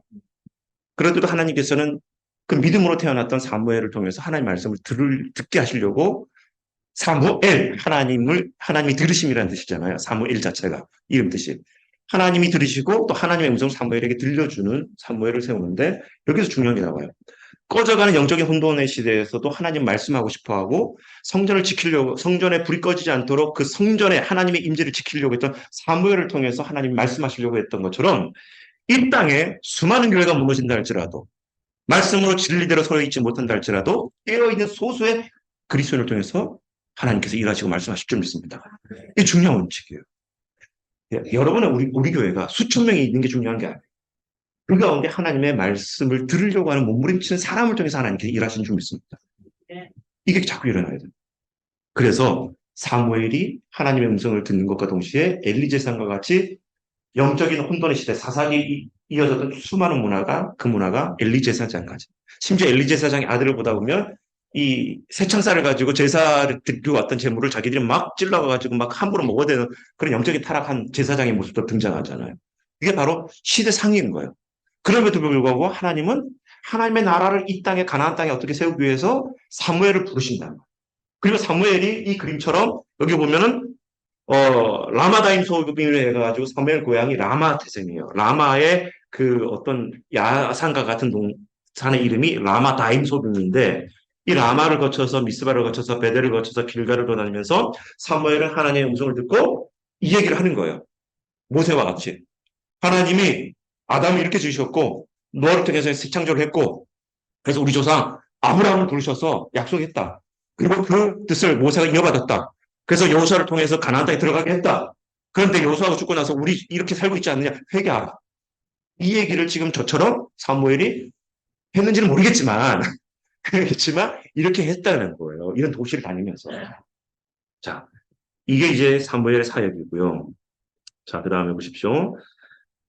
사무엘이 이렇게 활동하고 있었을 당시에 사무엘과 이스라엘을 괴롭히는 해안가에 족속이 있는데 아까 오르바의 손주로 발견되었던 골리앗이 살고 있었던 어디 블레셋 땅.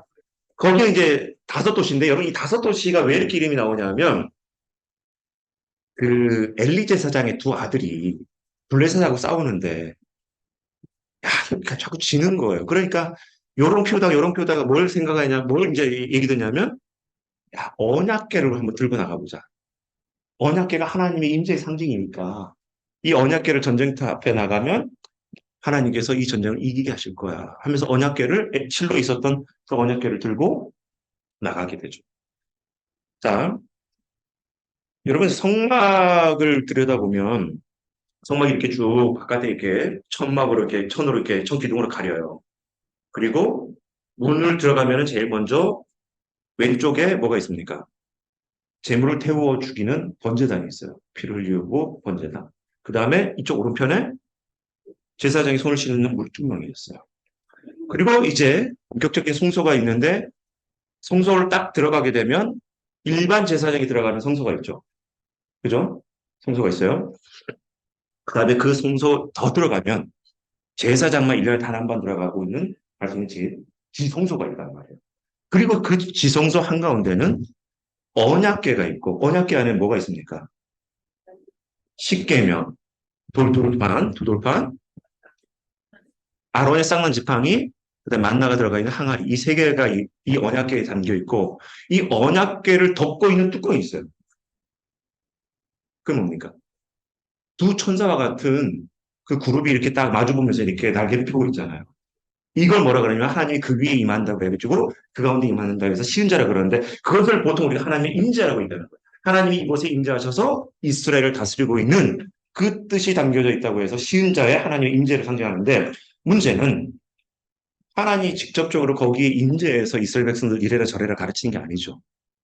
십계명과 만나의 항아리와 그리고 아론의 쌍난 지팡이를 그 안에 담겨줘서 하나님이 아담의 그 에덴 동산에 있을 때에 이스라엘 백성들과 보이지 않는 하나님이 동행함으로 이스라엘 백성들에게 축복이 흘러갔듯이 이 하나님의 말씀의 상징, 임재 상징이었던 이 언약궤를 바라면서 그 하나님의 임재가 영적으로 계속해서 이스라엘 백성들에게 흘러갈 것을 상징적으로 모셔다 둔 것이 바로 지성소의 언약궤란 말이에요.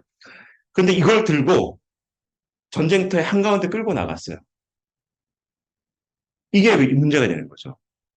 하나님의 임재는 뭘 들고 어떤 물건을 통해서 역사하는 게 아닌 거죠.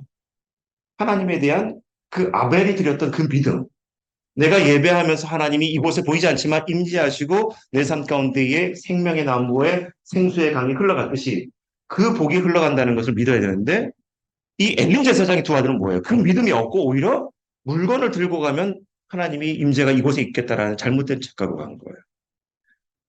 여러분 죄송하지만 여러분의 이제 차에다가 십자가를 들고 다니거나 목에 십자가를 걸고 다니신 분이 간혹 있어요. 어렸을 때 제가 배웠던 건 드라큘라가 나타나면 십자가를 보이래요. 왜 이렇게 가르쳤는지 모르겠지만 잘못된 사람이죠. 뭐가 효용이 있습니까? 그 십자가가.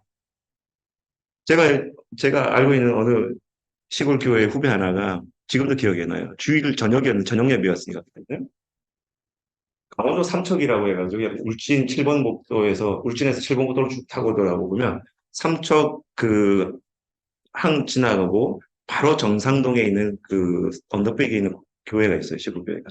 그 계단이 한 100개 정도 돼요. 올라가는 계단. 근데 이 친구가 그 예배 드리고 내려오다가 딱 내려오다가 자기가 들고 있는 장로님 아들이었는데 성경책을 떨어뜨린 거예요. 애가 얼굴이 사색이 되더니요. 일주일 동안 체육 시간에 공도 안 차고 자전거 타고 다니는 애가 자전거도 안 타고 다니고 살살 걸어 다니고 성경 떨어뜨렸다고. 그 주간에 뭔 일이 있었을까요? 없었을까요? 없었어요. 그게 지금도 기억납니다. 아, 좀 그렇다고 떨어뜨리면 안 되잖아요. 제가 지금. 그런 우리 안에 몹쓸 있을까? 그리고 이상하게 바깥에서 막 살다가 교회 딱 현관 들어오고 예배당만 들어가면 여러분들 스스로 이렇게 뭔가 좀 훔칫거리고 막 그러지 않나요? 근데 왜 밖에서는 안 그러십니까? 하나님은 뭐 이 건물 안에만 계신 하나님인가요? 우리 안에 그릇된 신앙들이 이렇게 나타나. 그릇된 신앙. 그래서 교회 예배당 안의 신앙과 교회 예배당의 신앙의 모습이 같아야 되는데 이게 우리 안에는 너무 분리되어 있다는 거예요. 그래서 아까 우리가 어느 3부 때 서재갑 장로님이 기도하면서 공적 신앙이라는 단어를 썼거든요. 아무도 안 들으셨어요? 공적 신앙이라는 단어를 썼는데 이게 되게 중요한 단어거든요. 우리의 삶이 공적인 예배, 그러니까 우리끼리 약속된 공적인 예배도 중요하지만 바깥 삶, 공적인 삶, 내가 사회에서 내 모습이 드러나는 이 공적인 삶도 누가 보여줘야 되는 거예요? 하나님이 보여줘야 되는 거예요. 자, 요즘에 2005년도부터 저희 한국 교회 안에는 선교적 교회, 미셔널 처치라는 단어가 이제 주입이 돼서 선교가 패러다임이 바뀌게 되는데 그동안 우리는 선교를 하는 것으로 여겼어요. 선교적 행위가 되게 중요했어요. 선교사를 보내고 선교 후원을 하고 선교사를 위해서 기도하고 이런 선교적 행위가 되게 중요했어요. 선교를 하는 거라고 표현했고 그런데 2005년도에 선교적 교회라는 단어가 들어오게 되면서 이 주제가 뭐냐면 교회 자체 체질이 뭐냐면 선교적이어야 된다는 거예요. 그동안 불러 모아가지고 예배 잘 드리게 하고 교회 헌신하게 만들고 교회 부흥을 위해서 교인들을 막 이렇게 저렇게 시켰던 그런 패러다임에서 이전에 이 선교적 교회라는 단어는 교회 교인들 성도들이 교회 안에서 삶이 아니라 바깥에서 그 믿음의 삶을 예수 그리스도의 제자로 살아갈 수 있도록 그리고 그 삶을 통해서 하나님이 비춰주도록 살아가게 하는 직장, 가정, 내 일터, 학교에서 그리스도가 보이도록 그리고 그런 삶을 통해서 하나님의 나라가 가시적으로 확장될 수 있도록 그런 삶을 살게 하는 교회가 선교적 교회라는 단어가 나오게 되는 거거든요. 근데 이게 바로 하나님이 나라 이스라엘 백성들을 부르신 이유가 바로 여기에 있다는 거, 똑같다는 거예요. 그래서 결국에는 이 사무엘이 이런 도시를 다니면서 이제 이 회개 운동을 일으키게 되는 사역을 사무엘이 하게 되었습니다. 그리고 이제 사무엘이 나이가 들고 이스라엘 백성들이 블레셋에서 계속해서 공격을 당하는데 가만히 보니까 블레셋에서는 누가 나타나게 되는 거예요? 장수가 나타나. 그러니까 옛날 고대 전쟁은 막 그냥 뭐 패싸움이 아니거든요. 딱 누가 이쪽 대표하고 저쪽 대표가 나와가지고 그냥 간단하게 누가 더 잘 싸우는지 해가지고 딱 이겨버리는 거예요. 그러면 싸워보지도 않고 우린 전멸하면서 항복하는 경우가 많은데 그런 싸움에서 자꾸 나가다 보니까 지는 거예요, 이스라엘은. 그러니까 이스라엘 백성들이 우리도 우리를 위해서 대신 싸워줄 왕이 필요합니다라고 사무엘을 통해서 요구를 하죠. 그래서 사무엘이 하나님께 아뢰고 사무엘은 기분 나빴지만 그래도 하나님이 형식적으로 요청을 받아들이고 왕을 세워라. 자, 근데 여기서 이제 나와요.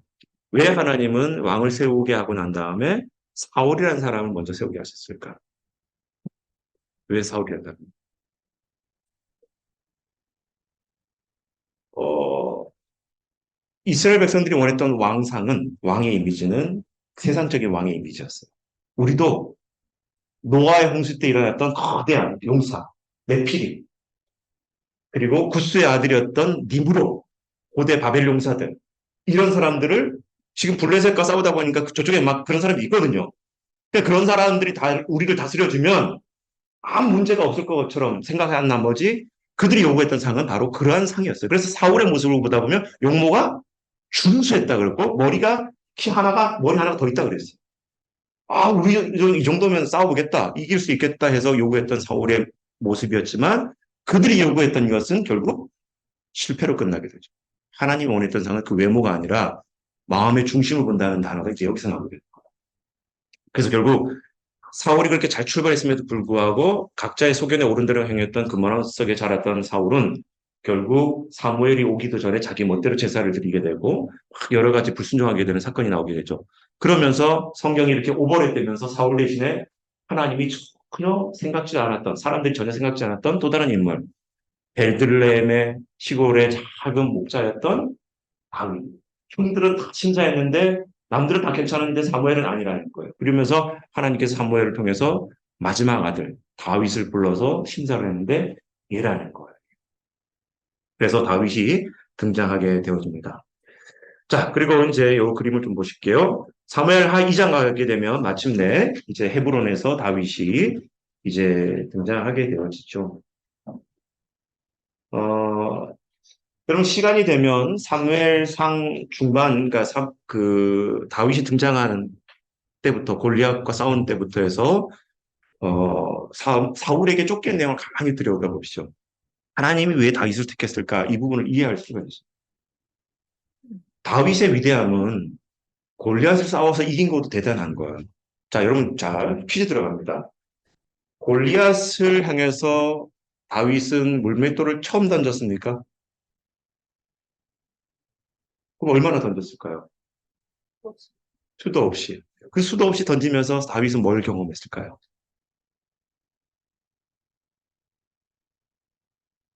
시편을 보다 보면 다윗이 사자와 늑대와 이리와 같은 야생동물 속에서 자기가 건져냄을 당했던 고백을 해요. 다윗이 도망다니면서 건져냄을 당한 게 아니죠. 이스라엘 가면 목동들이 어떻게 하냐면 그 양을 이렇게 그 목동의 그 나이에 따라서 이렇게 좀 양떼들을 분배를 받아요. 그러니까 다윗과 같이 작은 소년에게는 한 열댓 마리, 또 중간 청년의 목동에게는 한 2, 30마리, 나이가 있는 전문 목동에게는 뭐 4, 50마리 이렇게 양들을 분배를 하는데 이 양들을 데리고 풀밭이 있는 목초지를 데리고 양들을 돌아다니다 보면 집이 멀어서 못 돌아가요. 그러면 이 양들을 재울 수 있는 어떤 커다란 이제 그런 연합 울타리와 같은 데가 있어요. 그러면 거기에 자기 양들을 들여다 놓고 이 목동들은 뭐 하냐면 그곳에 마구간이라는 곳이 옆에 또 있고 또 어떤 목동은 그 문 밖에서 문지기로 이렇게 지키면서 자는 거예요. 그러면 수많은 양떼들을 나중에 아침에 이제 다시 분류하게 되면 어떻게 분류하냐면 목소리로. 근데 이런 동물들이 그 자기 주인의 음성을 귀신같이 알아듣는다거든요. 그 양들은 누구의 음성을 듣고 분별해야 된다는 얘기가 나오는 거예요. 목자의 음성. 그리고 그 문지기였던 목동들은 밤새도록 지키면서 사자나 늑대나 야생동물이 올 때 어떻게 되는 거예요? 싸워야 되는데 목동이었던 다윗이 자기 허리춤을 차고 있었던 물맷돌을 가지고 이 동물들과 싸우는데 그냥 싸우는 게 아니라 다윗이 김주 할머니가 누구라고 그랬어요? 좀 전에 얘기했잖아요. 아까 룻. 그 룻의 믿음을 이어받아서 야생동물과 싸울 때부터 다윗은 기도하면서 물맷돌을 던졌겠죠. 그리고 그 건져냄과 구원을 통해서 이 믿음이 자신감으로 확대가 되어지면서 누구 앞에 나간 거예요? 골리앗 앞에. 그러니까 여러분, 우리가 무조건 막 홍해 바다를 건널 때만 믿음이 필요한 게 아니라 내 집 앞에 있는 실개천을 지날 때도 믿음으로 건너는 훈련이 돼야 특별한 시험 앞에 이겨낼 수가 있는데 이게 안 되는 거예요, 자꾸. 그래서 경건의 연습, 믿음의 훈련이 그만큼 중요하다는 것을 알게 되고 그리고 어렸을 때 그래요. 여러분 어렸을 때 부모에게 10,000원짜리 용돈 받았는데 여기서 1,000원짜리 때는 훈련 안 하잖아요. 나중에 1,000만 원 벌어도 여러분 나 몰라랍니다. 그렇지 않을까요? 되게 중요한 훈련인 거예요. 그래서 자 다윗은 그랬던 거예요. 그래서 그 훈련이 이 목동 생활을 하면서 몸에 배어져 있고 골리앗 앞에 나가게 되는데 참고로 여러분 9월 첫째 주 주일인가요? 둘째 주 주일에 그 여기 카이스트 교수 하시다가 미국의 스탠포드 대학의 그 연구 교수로 포스트닥터까지 채용이 됐는데 하나님 앞에 비전을 받고 그 학교를 그만두고 중국 하얼빈에 아무것도 없는 허허벌판에 거기가 이제 교육부지로 이제 지정됐다는 얘기를 듣고 이분이 후원을 받아가지고 가방 한 채 들고 중국 하얼빈 당에 가가지고 깃발 하나 꽂았어요. 하나님의 땅 해가지고 딱 세워가지고. 근데 거기가 10년이 지났는데 어마어마한 중국에서 유명한 대학들이 다 거기를 들어오거든요. 그리고 거기서 만방국제학교라는 기독교 대안학교를 차리십니다. 초등학교 때 유치원부터 해가지고 초등학교, 중학교, 고등학교 때까지 한국 유학생들 아이들이 청소년들이 한 700명, 800명 정도 들어가 있고 또 중국의 현지 아이들을 또 그 학교에서 이제 입학을 하게 해가지고 아침 6시 반부터 밤 12시까지 철저하게 교육을 시키고 공부를 시키고 근데 공부의 목적이 뭐냐? 성공이 아니라 하나님의 나라를 위해서. 그리고 아이들이 여기서 말썽이 있고 했던 아이들이 엄마 아빠 곁을 떠나고 그 학교 들어가는데 인생이 180도 바뀝니다. 그리고 이 아이들이 그 고등학교를 졸업하고 중국의 유명한 어 5대 대학부터 시작해서 미국의 유능한 대학까지 입학을 시키고 난 다음에 이 아이들이 졸업을 하고 다시 이 학교로 교사로 다시 돌아와요. 그리고 자기 동생들 후배들을 또 가르치는 거예요. 이 학교가 만방국제학교라는 학교를 통해서 거룩한 하나님의 나라 사역을 하는데 이 선교사님이 9월 둘째 주 주일날 저희 교회에 특강을 오십니다. 참여하라는 얘기예요. 그러니까 이거는 참고로. 그러니까 이런 비전이 있는 사람들을 통해서 하나님 일하시는데 바로 다윗이 이 마음을 품고 있었던 거죠. 룻의 그 신앙을 이어받은 거예요. 그래서 다윗은 하나님께서 그래서 그 다윗을 통해서 사울 대신 모세처럼 아브라함처럼 모세처럼 이스라엘 백성들을 그렇게 하나님의 나라가 되도록 이끌어가는 진정한 아담과 같은 대리 통치자와 같은 인물로 하나님은 다윗을 세워주시는 거예요. 이해되셨죠? 자, 이렇게 넘어가시고 다윗이 또 그런 성품이나 인격적인 부분 또 얘기하고 여기 볼게요. 사무엘 상하의 주제가 뭡니까? 순종이 제사보다 낫다. 이거 얘기는 누가 누구한테 하는 얘기예요?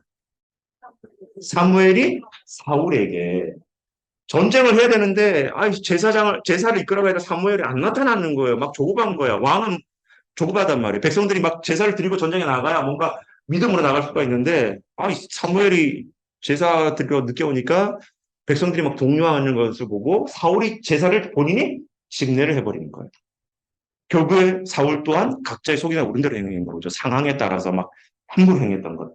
그러니까 사무엘에 와가지고 화가 나가지고 이 얘기를 하는 거예요. 순종이 제사보다 낫다. 듣는 것이 순양이 기름보다 낫다 하면서 말씀대로 제발 좀 정신 좀 차려라 왕아 하면서 야단치는 내용이고 그 다음에 사무엘상 16장 7절 하나님은 중심을 보신다. 이 얘기는 뭐예요? 어디 나온 거예요? 사람은 외모를 보거니와 하나님은 중심을 보신다. 이거 누가 누구에게 한 얘기예요? 하나님이 사무엘이 바로 다윗을 찾을 때에 얘기가 나오게 되는 거고 여호와는 나의 반석이시오. 누구 고백입니까? 다윗이 너무나 나의 힘이 되신 여호와여.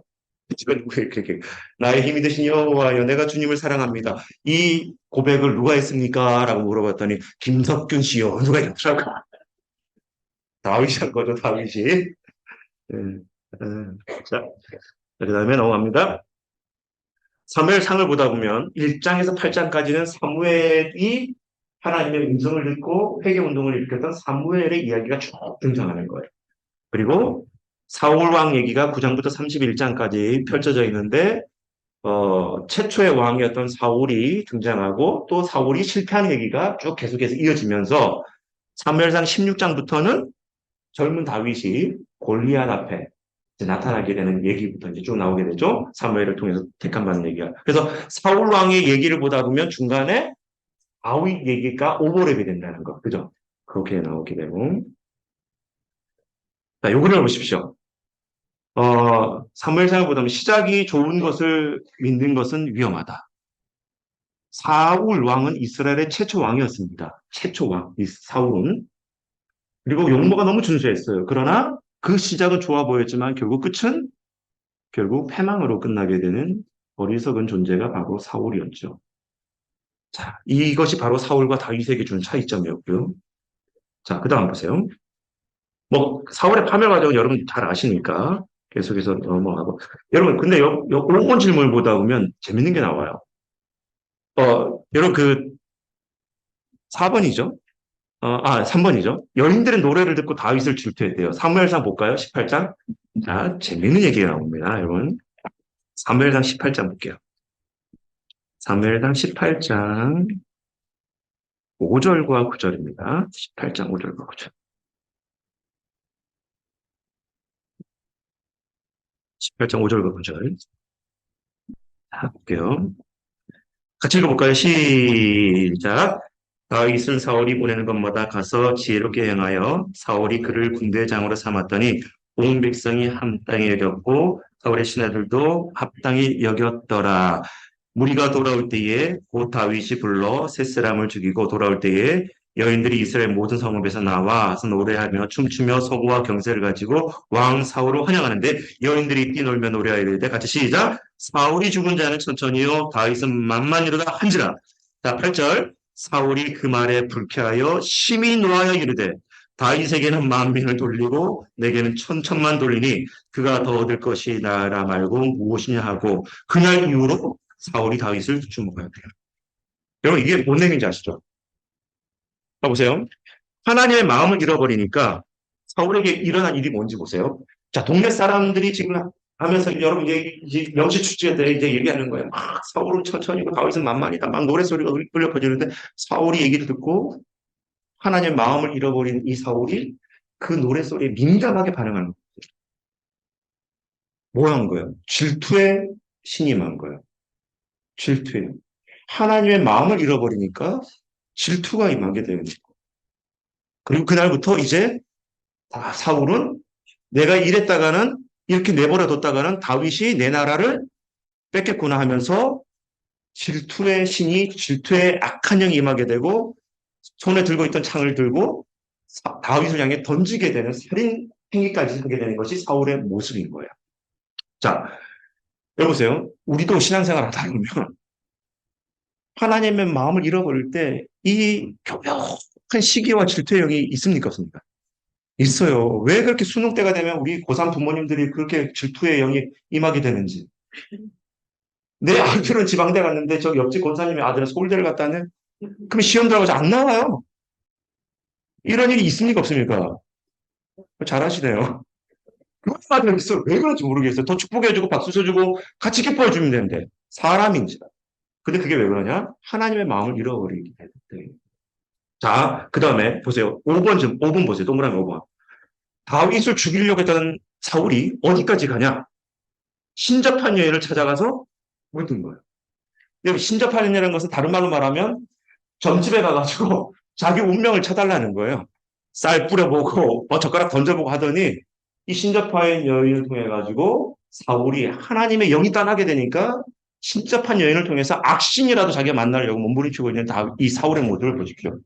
지금 이 모습을 보다 보면 이러한 행위를 하지 말라고 분명히 레위기와 신명기에도 아주 못을 박아놓고 경고를 하고 있고, 그리고 이 모습이 신접한 여인이 등장하게 되는 것, 어떻게 보면 이스라엘의 지도자로서 정말 가당하지 않은 절대적인 행위가 지금 등장하고 있는 것인데 사울의 모습이 이기 전에 이 이스라엘 전체에 뭐라는 거예요? 영적 흐름이었다는 거예요. 그만큼 이제 영적으로 우둔한 시대를 살아가고 있는 것의 증거고, 그 다음에 맨 마지막 사무엘상의 사울의 비참함을 보십시오. 스스로 목숨을 끊게 되는 이 비운의 인물 사울을 보면 우리 인생에 주는 교훈이 너무 많다는 거예요. 시작은 화려해 보이고 아름다워도 결국 하나님의 마음, 하나님의 뜻, 나에게 준 인생의 사명을 감당하지 못하게 된 인생의 그 비참함을 보십시오. 사도 바울은 예수님을 극도로 부인했던 인물이었어요. 그리고 예수 믿는 사람들을 붙잡아 죽이는 일에 앞장섰던 인물이었잖아요. 그리고 스데반이 죽을 때 사주를 해서 돌멩이를 쳐 죽이도록 청년들에게 시켰던 사람이 사도 바울이었어요. 그랬던 인생이 다메섹 도상에서 예수님을 만나게 되고 자기가 알고 있는 이 구약의 율법의 패러다임이 완전히 무너지면서 진정한 메시아는 바로 예수 그리스도라는 것을 알게 됩니다. 성경을 통해서 자기가 증명을 해요. 아라비아 강양에 가서 3년 동안 성경을 다시 뒤지면서 깨닫게 됩니다. 그리고 바나바가 자기를 부를 때까지 계속해서 말씀을 통해서 자기가 이제 해법을 찾는 거예요. 어떻게 이 사실을 내가 내 동족 유대인에게도 전할까 고민하다가 마침내 바나바를 통해서 부름받고 예루살렘에 내려가서 예수님의 그 제자들 사도들을 만나게 되면서 자신 또한 예수님의 종으로서 살아가고자 하는 다짐을 합니다. 그리고 그는 AD 67년경에 순교할 때까지 맨 마지막 우리가 먼저 사도행전 20장 24절에 보다 보면 세 번째 전도 여행을 마치고 에베소 장로들은 밀레도 섬에서 만나게 되죠. 그리고 그 섬에서 밀레도 장로들이 만류하게 되는 거예요. 선생님, 예루살렘 돌아가면 당신 잡혀서 체포돼서 어떤 모진 고난을 당할지 모릅니다. 가지 마십시오. 그때 사도 바울이 얘기했던 고백이 뭐예요? 주 예수께 받은 사명, 곧 은혜 복음을 증거하는 일을 마치려 하면은 내 생명을 조금 더 귀한 것으로 여기지 않겠다. 사도 바울은 요즘 말로 말하면 여러분 서울대의 총장의 수제자예요. 가말리엘이라는 유대한 랍비 대스승의 수제자가 이 사도 바울이었는데 그 모든 것을 배설물로 여기고 이 사명 감당하기 위해서 내 생명조차도 귀한 것을 여기지 않고 예루살렘을 가겠다는 거예요. 그리고 그 가서 모진 고난을 당하면서 체포되고 자기가 원했던 로마에까지 호송이 되어져서 그곳에 또 다른 로마 교회에 그리고 로마에 있던 이방인들에게 복음을 증거하면서 돌아다녔던 인물이 사도 바울. 그리고 맨 마지막 디모데후서 가서 사도 바울이 순교당하기 직전에 자신의 영적 아들 디모데를 불러서 뭐라고 그래요? 나는 선한 싸움을 다 싸우고 내가 달려갈 길을 다 지켰다라고 고백했던 이 사도 바울의 삶이 그렇게 될 수밖에 없었던 이유가 뭘까요? 사도 돈마는 여러분 인도에 가가지고 순교를 당합니다. 네? 예수님이 열두 제자 중에 한 자리 차지해달라고 요청했던 세베대 아들 야고보와 요한 있잖아요. 엄마 통역 가가지고 청탁했고 예수님한테. 그래서 제일 먼저 그 야고보는 12제자 중에 제일 먼저 순교를 해요. 사도행전에 등장해요. 세베대 아들 야고보가 먼저 등장합니다. 동생 요한은 한 자리 청탁했던 이 요한이었지만은 나중에 예수님의 사랑을 깨닫고 반모섬에 유배돼서 마지막까지 순교당할 때까지 하나님의 나라 말씀을 기록하다가 그렇게 멋지게 순교를 해요.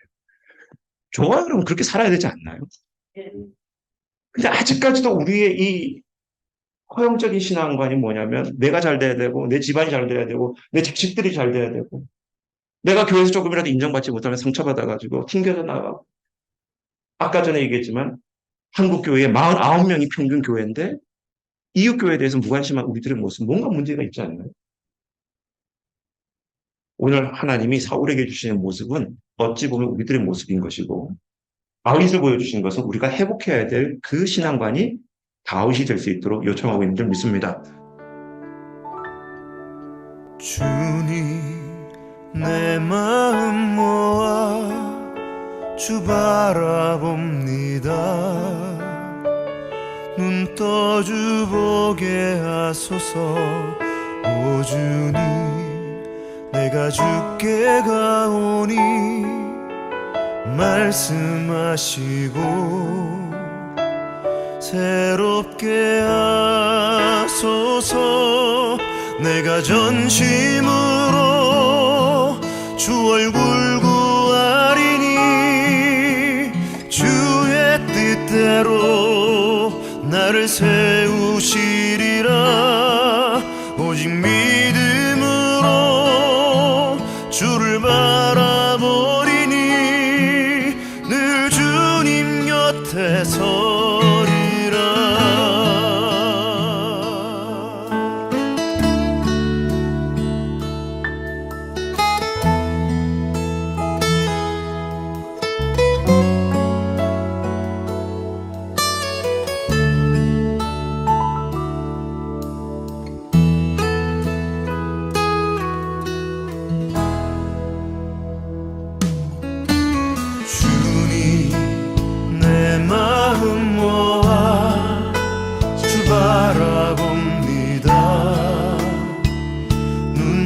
마주보게 하소서.